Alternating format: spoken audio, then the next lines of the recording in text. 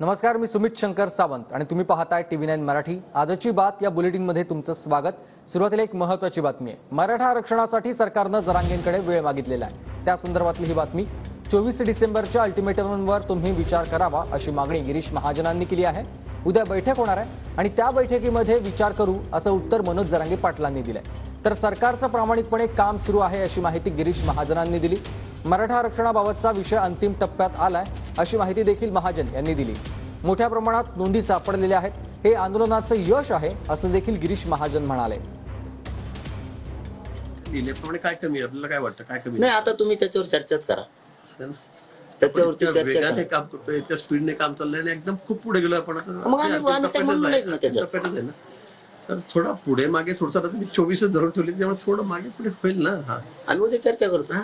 आमचं तेच म्हणणं आहे की एकदम असं आम्ही उद्या चर्चा करतो। शेवटी आमचा काही प्रामाणिकपणा दिसत नाही तुम्हाला सरकारचा, की दुसरा चाललेला आहे। आम्ही उद्या चर्चा आमचा करतो। वेळ काढूपणा चाललाय असं नाही नाही नाही, बघा मी तर हा म्हणलो असतो डायरेक्ट। मी जे बोलायचे केशबद्दल बोललो, लिखित ठरल्याप्रमाणे जर झालं आणि तुम्ही म्हणतात त्याबद्दल आम्ही उद्या चर्चा करतो।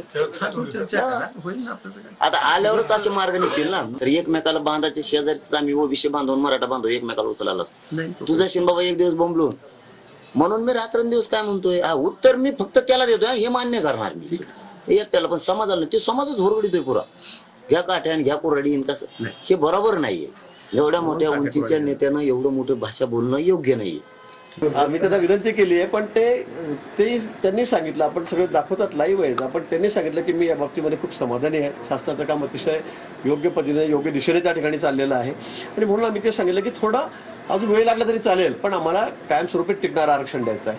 वेळ लागण्याचं कारण हेच आहे की आम्हाला कुठे याच्यामध्ये अजून पुन्हा ते नाकारलं गेलं, फेटाळलं गेलं असं होता कामा नये। ही शासनाची प्रामाणिक इच्छा आहे आणि म्हणून आता एवढं अंतिम टप्प्यामध्ये ते आलेलं आहे आणि असं असताना अल्टिमेटम वगैरे ठीक आहे, पण आपल्याला शेवटी समाजाचं हित बघायचं आहे, त्याला त्या गोष्टीचा फायदा कसा होईल ते बघायचं आहे आणि त्यासाठी आम्ही त्यांना विनंती केलेली आहे।